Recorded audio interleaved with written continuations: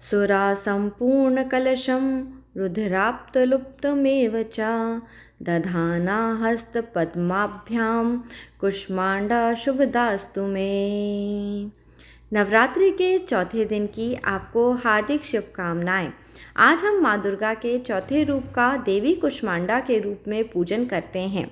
देवी कुष्मांडा अपनी हल्की सी हंसी से अंड अर्थात ब्रह्मांड को उत्पन्न करने का कारण है। इन्हें कुष्मांडा के नाम से अभिहित किया गया है। जब सृष्टि का अस्तित्व नहीं था, चारों ओर अंधकार ही अंधकार व्याप्त हो गया था, तब इन्हीं देवी ने अपने हास्य से ब्रह्मांड की रचना करी। अतः यही सृष्टि आदि स्वरूपा आदि शक्ति हैं। इनके पूर्व ब्रह्मांड का अस्तित्व ही नहीं था। इनका निवास सूर्यमंडल के भीतर के लोक में होता है। सूर्यलोक में निवास कर सकने की इनकी क्षमता और शक्ति के कारण इन्हें जाना जाता है। ऐसी शक्ति केवल माँ कुष्मांडा में ही है। इनके शरीर की कांति प्रभा से सूर्य के समान ही दैदीप्यमान है और इनके तेज की तुलना किसी से नहीं की जा सकती है। अन्य कोई भी देवी देवता इनके तेज और प्रभाव के बराबर नहीं है। इनके तेज और प्रकाश से दसों दिशाएं प्रकाशित हो रही हैं। ब्रह्मांड की सभी वस्तुएं और प्राणियों में यह हमेशा व्याप्त रहती हैं। इसलिए हमें माँ कुष्मांडा के रूप का पूजन करना चाहिए। इनकी 8 भुजाएं हैं, इसलिए इन्हें अष्टभुजा देवी के नाम से भी पूजा जाता है। इनके 7 हाथों में कमंडल, धनुष, बाण, कमल का पुष्प, अमृतपूर्ण कलश, चक्र, गदा और 8वें हाथ में सिद्धियां और निधियों को देने वाली जाप की माला है। इनका वाहन सिंह है। संस्कृत भाषा में कुष्मांडा कुम्हड़े को भी कहते हैं। बालियों में कुम्हड़े की बाली इन्हें सर्वाधिक प्रसन्न करती है। इस कारण से इन्हें माता कुष्मांडा कहा जाता है। नवरात्रि पूजन का चौथा दिन कुष्मांडा देवी के स्वरूप की ही उपासना करी जाती है। इस दिन पूजन अर्चन करने से साधक का मन अनाहत चक्र में अवस्थित हो जाता है। अतः इस दिन उसे अत्यंत पवित्र और अचंचल मन से कुष्मांडा देवी का पूजन, ध्यान इत्यादि करना चाहिए।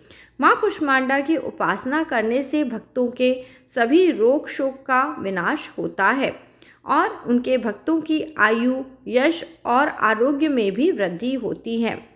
माँ कुष्मांडा की थोड़ी ही सेवा और भक्ति से प्रसन्न हो जाती हैं। यदि मनुष्य सच्चे हृदय से इनके शरण में जाता है तो बहुत ही सुगमता के साथ उसे परम पद की प्राप्ति भी हो जाती है। हमें चाहिए कि हम शास्त्र पुराणों में वर्णित विधि विधान के अनुसार माँ दुर्गा की उपासना और भक्ति के मार्ग पर अग्रसर होते रहें। माँ की भक्ति के मार्ग पर कुछ ही कदम आगे बढ़ने पर भक्त साधक को उनकी कृपा के छोटे छोटे सूक्ष्म अनुभव होने लगते हैं। यह दुख रूपी संसार में अत्यंत सुखद और सुगम बन जाता है। माँ की उपासना मनुष्यों के सहज भाव में इस भव सागर से पार कराने और उतारने में बहुत ही अधिक सुगम और श्रेयस्कर मार्ग है। माँ कुष्मांडा की उपासना करने से मनुष्यों की आधियाँ, व्याधियाँ, सभी प्रकार की परेशानियाँ मुक्त हो जाती हैं। उसे सुख, समृद्धि और उन्नति की ओर ले जाने वाली माँ कुष्मांडा के रूप का पूजन आज आपको करना चाहिए। अतः अपनी लौकिक परलौकिक उन्नति चाहने वालों को उपासना के लिए आज के दिन तत्पर रहना चाहिए। आज के दिन माँ कुष्मांडा को प्रसन्न करने के लिए मालपुए का भोग बनाया जाता है और आप यदि मंत्र साधना कर रहे हैं तो आज भी रात्रि के समय पे देवी कुष्मांडा का ध्यान करते हुए आपको ओम ऐं ह्लीं क्लीं चामुंडाय विच्चे निर्वाण मंत्र का जाप जरूर करना चाहिए। देवी कुष्मांडा की प्रसन्नता के लिए जब यह पूजन करा जाता है तो जीवन का अंधकार दूर होता है और सभी भक्तों के जीवन में प्रकाश आ जाता है।